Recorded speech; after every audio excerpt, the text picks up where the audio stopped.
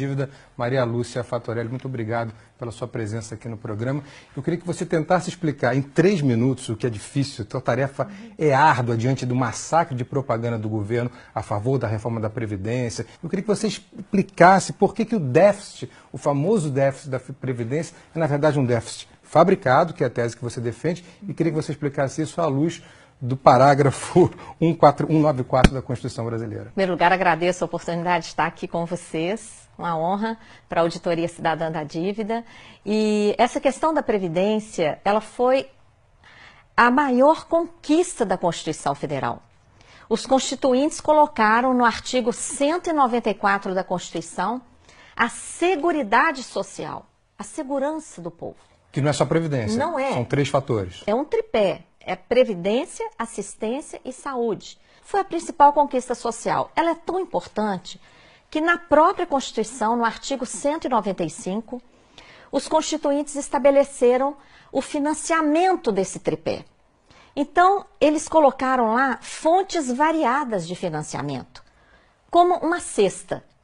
Nessa cesta, eles colocaram, primeiro, os trabalhadores e empregadores vão contribuir com uma contribuição para o INSS incidente sobre a folha, paga tanto pelos trabalhadores como pelos empregadores. Também, as empresas vão contribuir sobre o lucro. Então, foi criada a contribuição social sobre o lucro líquido.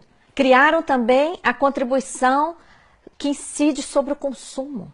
Tudo que consumimos, bens, serviços, a COFINS, contribuição para o financiamento da Seguridade Social, que é a maior arrecadação do país.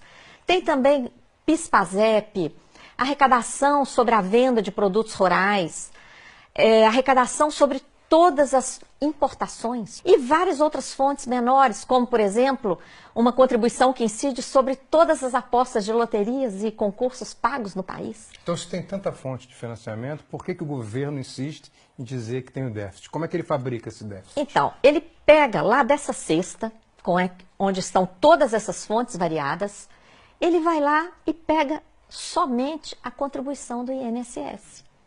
E compara o que se arrecada com essa contribuição, paga por empregados e empregadores urbanos e rurais, ele compara isso com todo o gasto da Previdência, que é o maior entre o tripé da Previdência, Assistência e Saúde. O maior deles é a Previdência.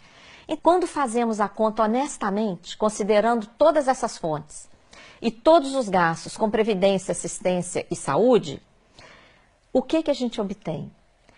Uma sobra de recursos de dezenas de bilhões de reais todo ano. Sem falar que há dívidas de empresas que têm um montante de 350 bilhões com a Seguridade Social, né? Isso, a sobra de recursos ainda poderia ser muito maior por causa da sonegação, que você menciona, que ultrapassa 400 bilhões de reais, segundo estimativas, inclusive a lista dos devedores da Previdência.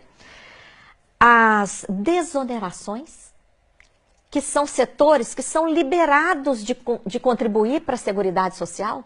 Por exemplo, o agrobusiness.